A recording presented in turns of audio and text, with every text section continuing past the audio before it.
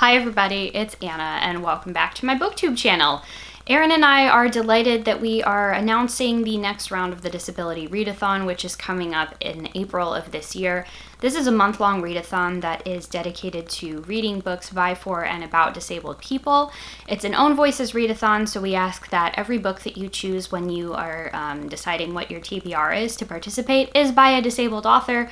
Other than that, we have some prompts, guidelines, recommendations, etc. that you can find at disabilityreadathon.com or by following us on social media. We're at Disability Readathon on Instagram and Twitter, and we're pretty active there as well. So we have a lot of exciting things that we are planning for coming up for you all this round. We are still looking for people to help host Twitter sprints, so if you're interested, shoot us a message over on Twitter at Disability Readathon. And we are going to have merch this year for the first time, I think, since our inception. We're going to have little buttons and bookmarks and things available. So I will make a post probably on social media about that as soon as I get those in the mail. Right now, they're still coming from the printer. So if you want some Disability Readathon swag to spice up your books, that is something that you'll be able to get this year, which is very exciting to me. I mean, yeah, it's really exciting. This is like the third year now that we've been doing this readathon that we invented, and I'm just really proud. We also are going to be having a group book this year, which is Disability Visibility, First-Person Stories from the 21st Century, which is an essay collection edited by Alice Wong, as you can see, based off of the rainbow plethora of bookmarks that I have here. This is a book that I have read already that I really like. I will probably return to reread this book for the readathon because we are planning on having a sort of like live show book discussion panel type thing later on. But this book is pretty widely available now. You can pick it up in physical or ebook form. I know it's at a lot of libraries and things. Several people have already read this for past rounds of the Disability Readathon. This is going to be our group book.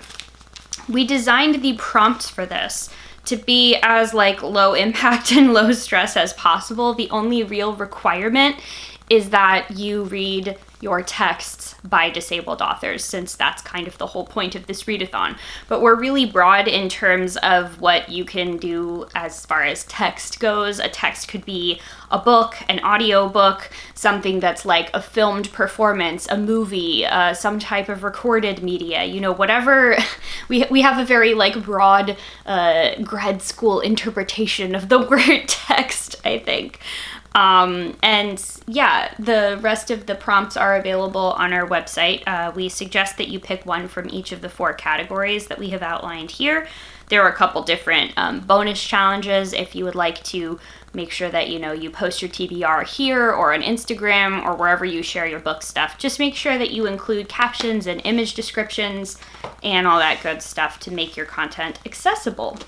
So without further ado, I'm going to show you all what books I have ready to read for this. I actually have developed a somewhat sizable collection, I suppose, of disability-related books. That probably comes as no surprise to any of you who have been watching my channel for any given length of time. But if you're new here, hi, I'm disabled. Bet you couldn't tell just by looking at me. So I wanted to pick books that I had in my collection already and books that I either am rereading, revisiting, or that are new or that I've had and I just haven't gotten around to yet. So basically books that I already have that I haven't read yet or read recently. Obviously, I will be rereading our group book. There is a challenge that is to read a book with your favorite color on the cover and also one about accessibility and gaming. So for that one, I picked the Fate Accessibility Toolkit, which is by Elsa Hunason. Elsa is a local author to me. She wrote Being Seen, which is a memoir that I mentioned in a previous video of how much I really enjoyed that book. She's got a new Assassin's Creed novel coming out later this year, which is going to be really exciting.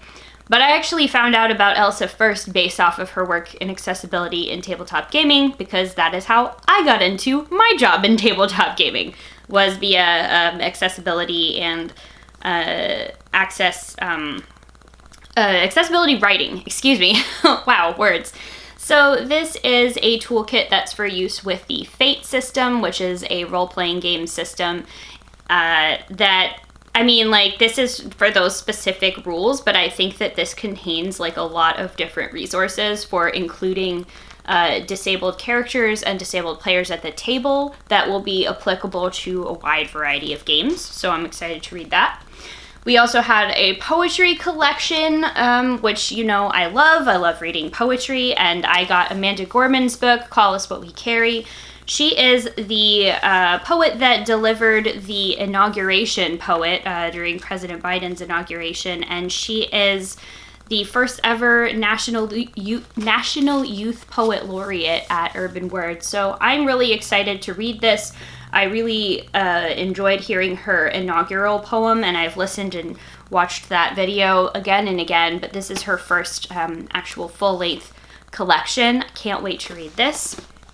Then we have a book that I got as a gift a year ago. I'm kind of embarrassed that I haven't read this yet, but this is Golem Girl by Reeva Lehrer.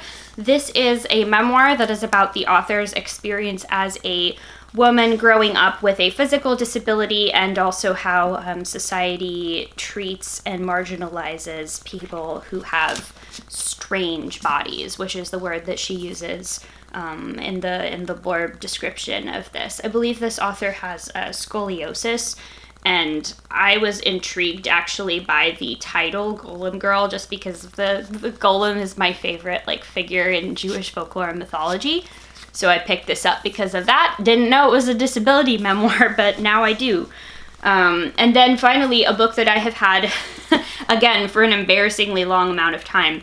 I've had this since the first Disability Readathon in 2019. That's how long I've had this book, because one of the things that Erin and I have on the website for you is a list of recommendations of if you're looking for where to get started or you need books to fulfill specific prompts. There's actually a recommendations document for you on the website. And I bought this book because it was one of the few fiction books that I hadn't heard of and I hadn't read that I knew was by a disabled author that was like in a genre I was really excited about, which is science fiction, which is like sci-fi fantasy, my favorite genre of reading of all time. Not enough disability representation in it that is good. There's plenty of bad, harmful, negative tropes and stereotypes. I mean, that's endemic across all genres, obviously, but there's a lot of like shitty disability tropes in sci-fi and fantasy, and I was really excited about reading this book. This is Updraft by Fran Wilde. It's the first in a trilogy, and it's about people that live in this like, oh, lost bookmark. Oh, hi. It's about people that live in this like city that exists above the clouds, and they fly around on these like hang gliders and things, and it looks really, really good. I actually discovered this book because Fran Wilde had a piece in the Disabled People Destroy Science Fiction issue from Uncanny Magazine, and I was like, I have to read this. 3 years later, I still have not read this. So I'm gonna read this. I'm gonna do it. Hold me to this. Even if I don't finish all of these books, because this is a lot for me, in April, I'm definitely going to prioritize these as I'm going through my TBR. So, with all that being said, I want to wish you a very happy reading, very happy Disability Readathon. Please reach out to us and share what it is you're planning on reading. Get involved with our Twitter sprints. Message us anywhere on social media about the bookmarks and pins. I will let y'all know when those get in stock so that we can begin mailing them out to you. And we've got a fair amount of time, I think, to get these books underway before April hits. So I wish all of you the best. Happy reading, and I will see you in the next one. Bye-bye.